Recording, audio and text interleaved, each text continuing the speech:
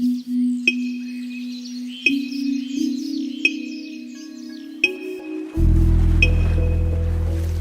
bless up to all my Jamaican people, diaspora, and friends of Jamaica. I hope you are all amazing. This is Jamaica Worldwide. You're listening to Bob Campbell. Of course, if you haven't subscribed, I encourage you to subscribe to the channel. That would be amazing. Of course, also enable the notifications. Yes, that's right. Hit the notification bell so you can get the new videos as soon as they are released. You can also donate to the channel. Yes, of course, if you appreciate our message and appreciate the things we have to say, you can now donate to our Jamaica Worldwide PayPal. The link is in the description. So today we're talking about probably Jamaica's most popular Prime Minister, who was Prime Minister from 1980 to 1989. Who was this? None other than Edward Philip George Seaga. But a lot is spoken of him in cultural terms, but there are a lot of things that people don't know about Edward Seaga, especially the young people who weren't around at the height of his days of vim, vigor, and vitality. So today, what we're going to do is we're going to talk about 10 things that most Jamaicans don't know about Edward Seaga.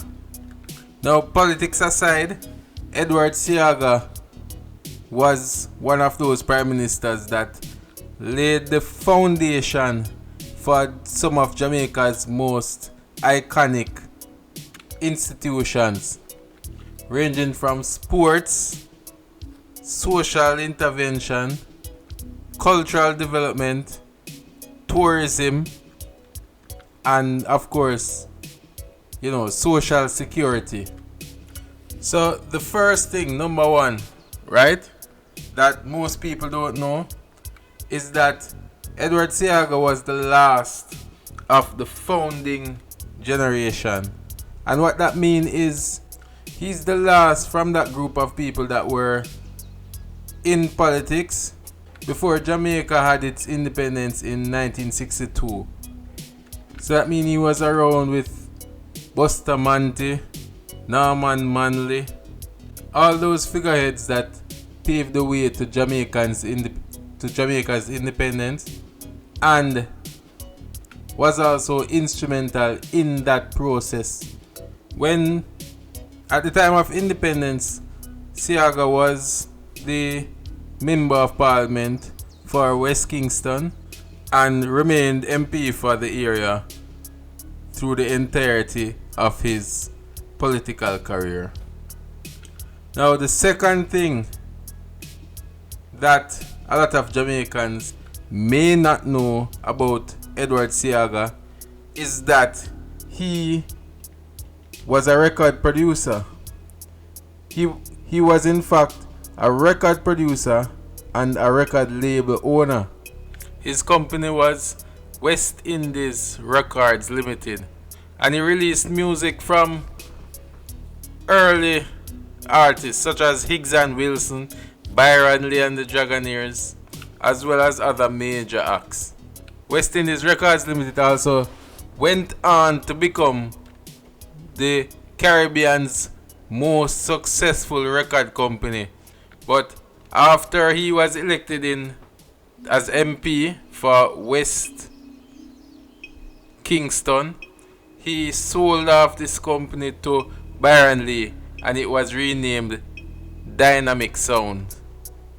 Music was very important to him and pivotal because this was his connection to Jamaican culture, and it is his connection to Jamaican culture that actually got him into politics, from being a music producer to becoming popular and becoming the Member of Parliament for West Kingston. Right? He put together a collection of music which was called an anthology. It was Reggae Golden Jubilee Origins of Jamaican Music, and this was released on the 6th of November 2012.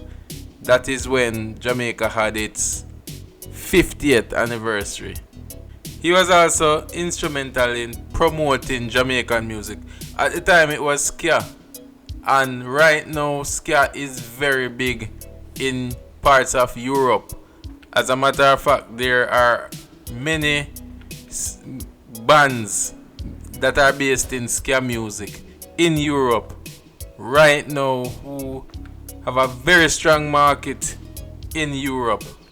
Now, the third thing about Edward Seaga that a lot of Jamaicans may not know is that Seaga was not born in Jamaica, right?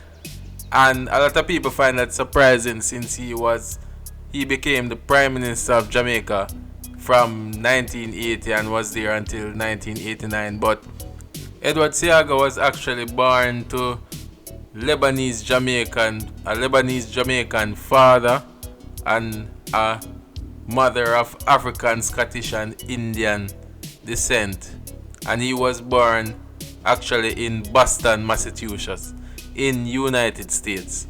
So this is where the rumor was coming from that Edward Seaga was the CIA or was with the CIA and was here to infiltrate the system in Jamaica. But his family were actually originated in Jamaica and left and went to Boston, where he was born. And after he was born, they left and went to Boston, right? This was in order to seek better opportunities. But in 1929, the Wall Street crashed, and that caused his family to move back to Jamaica 3 months after Seaga's birth. So he was actually baptized in Jamaica and actually went to Wilmer's Boys School. And after that, he went back to the United States to attend Harvard University in 1952 and graduated with a Bachelor of Arts degree in social sciences. So when he came back to Jamaica, that is when he started to do music production and start his music company. And then subsequently he went into politics. Alright, so number 4. Edward Seaga actually started the HEART program. That's the Human Employment and Resource Training that we pay our taxes to, right? But what HEART is really a training agency or a training commission that trains the youth in various vocational skills, whether it be plumbing, carpentry, welding, all different kinds of trades kind of work, right?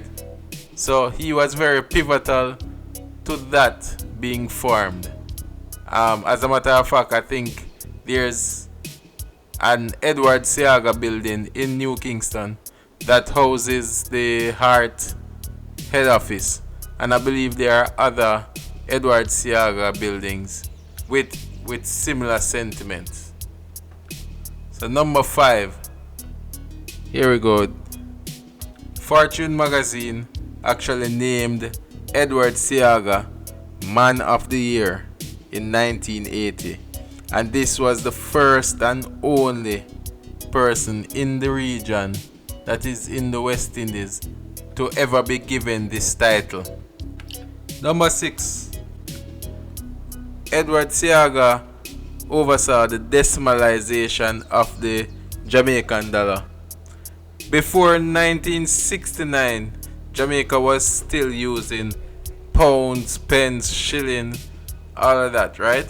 And it was in 1969 that Edward Seaga initiated and oversaw the decimalization of the Jamaican dollar and the sensitization program for same, right? So instead of shillings, pence, pounds, all of that, we were now using dollars and cents. Number 7. Edward Seaga is actually inducted into the Wolmer's Hall of Fame. Of course, as we said before, Edward Seaga actually went to Wolmer's Boys School, and in 2015 he was actually one of the first people to be inducted into the Hall of Fame. That is in October 2015. Alright, number 8. Something that people may or may not know is that Edward Seaga was actually conferred with the second highest honor that you can get as a Jamaican. This is the Order of the Nation, right? And this is just second to Order of National Hero. So he's actually referred to as Edward Seaga ON. Number 9. Edward Seaga was actually married twice. On August 22, 1965, Seaga married Marie Elizabeth Constantine, also known as Mitzi, right? She was Miss Jamaica 1965, and they had 2 sons, Christopher and Andrew Seaga, and 1 daughter, which is Annabella Seaga. But that marriage was dissolved in 1995. So, and in 1996, he married again to Carla Francis Vendries, and they had 1 daughter, Gabrielle, who was born on September 16, 2002, and was of course a symbol of what was possible at the time for a man of his age. It was around this time that he made that now classic statement that he was still full of vim, vigor, and vitality.